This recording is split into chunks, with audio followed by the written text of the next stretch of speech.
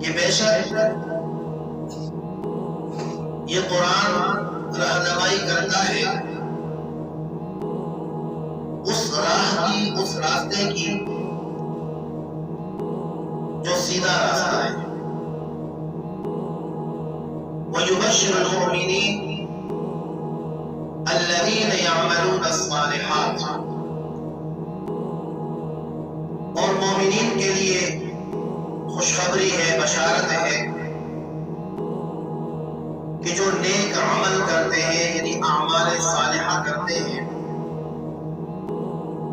أَنَّ لَهُمْ أَجْرًا كَبِيرًا، ان کے لیے اللہ رب العزت کے ہاں بہت بڑا اجر ہے۔ وَأَنَّ الَّذِينَ لَا يُؤْمِنُونَ بِالْآخِرَةِ،